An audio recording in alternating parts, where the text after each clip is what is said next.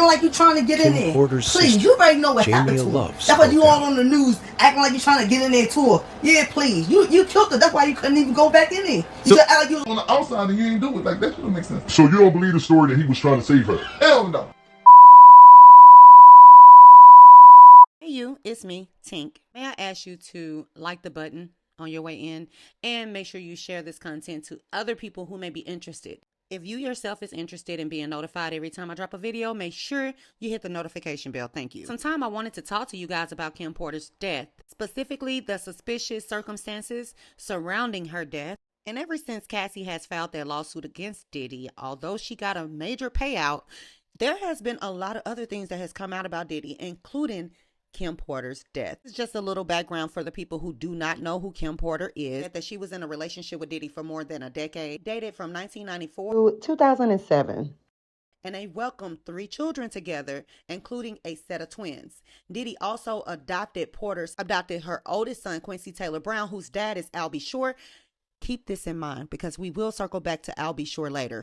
Kimberly Antoinette Porter was born December 15, 1970, and she died November 15, 2017. She was an American model, singer, actress, and entrepreneur. In the lawsuit that Cassandra Ventura filed against Diddy, aka Cassie, we know, and it was confirmed through the lawsuits, that she suffered while in relations with Diddy. So we know that at some point, maybe Kim did too. Reports that Kim threw a TV at Diddy once. And she also was quoted saying in an Essence article that he was calling her 50, 60 times a day, which is a little bit excessive to me. This article, she was detailing the time when she was trying to get away from Diddy, and he just consistently called her back to back. Ashley asked her, why did she feel like she had to leave in the most dramatic way when she decided to cut ties with Diddy? So they asked, you left the relationship in a very dramatic way. I understand you waited until Sean was out of town and then you packed up the house. You took the cars, the nursery furniture, the kitchen table, everything. Why did it go down like that? And Kim Porter was quoted saying, because there was no other way. You think he would have let me walk out the door? Although in this interview, Kim did say that she and Diddy was getting along, that these two were friends and they were close. She also alluded to the reason why she left is because there was a rumor that Sean had a baby on her. Nevertheless, since she has transitioned, there has been so many rumors about her relationship with Diddy, as Diddy wiretapping her phone. Did he wiretap her phone? He also may have wiretapped her house. Like me, and you're following along with the investigation, you know late March, 250 cameras were found hidden in his home. And allegedly these cameras, they're saying, was used to blackmail party attendees. A former bad boy rapper, Mark Curry, was quoted saying, I think he's very capable of doing it. It's in his character. That's who he is. That's what comes with power. That's what comes with arrogance.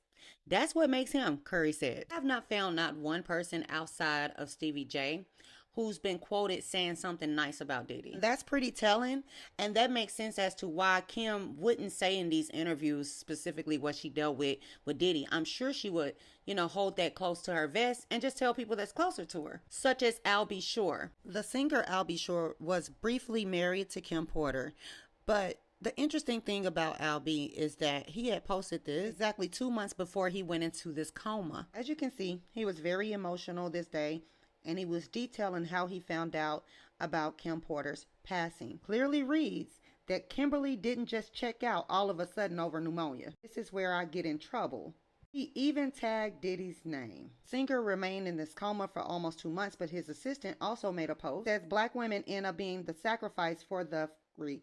Last 11 years of my life, I had to deal with everyone's nonsensical allegiance to the devil. In my opinion, that was not a subliminal message. She is saying how she feel outright. Albie Shore has been rumored to say that Albie Shore is saying that Kim Porter was actually running from her life during her last days on this earth, that she was actually trying to get in contact with the FBI to open up an investigation on this person that she was running from. Apparently, Kim Porter was going around telling family members and friends that she was gearing up to write this tell-all book, and Diddy was not happy about this. Close relatives and friends of Kim Porter do not believe that she died from pneumonia.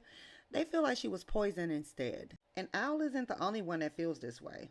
As I stated earlier in this video, she died November 2018. 2 months later, the cause of death was announced.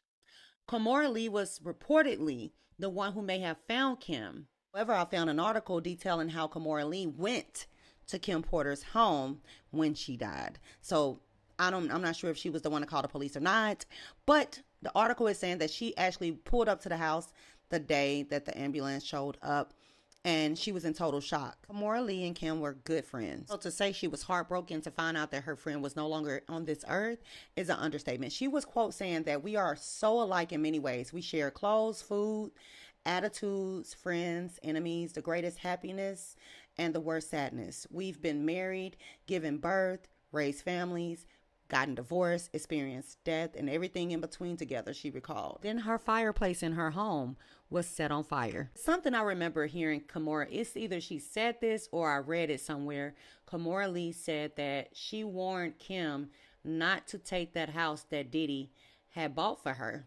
So I can only imagine the devastation that Kimora Lee was feeling outside of her friend's Los Angeles home at 11:30 a.m. on a Thursday morning, finding out that your friend is no longer with you.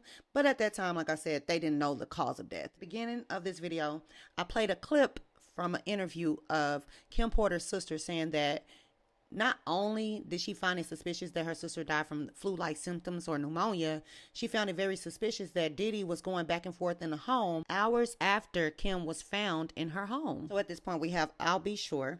We have Kim Porter's sister, Kimora Lee. All are convinced that something else may have happened to Kim Porter. Nothing could have prepared me for Donald Trump Jr. saying that his wife was once close with Kim. If I said wife, it's his ex-wife Vanessa that was good friends with Diddy's baby's mom, Kim Porter, and revealed that Kim was terrified of Diddy. He stated that Vanessa had called him when Kim Porter died and said that she didn't believe that Kim died from pneumonia, and expressed that Kim Porter was always in fear that something would happen to her. What does Donald J. Trump Jr. has to lie about this for? So that left everybody wondering what happened to Kim Porter. Was she poisoned or was it pneumonia? I would say interview Ed Winter, the coroner who worked and operated on Kim Porter. He was a Hollywood medical examiner who operated on Whitney Houston, Michael Jackson, Brittany Murphy, and Paul Walker. But unfortunately, he died March 2023. So tell me your thoughts and opinions. Is the family members and friends of Kim Porter in denial, or is there something sinister going on here?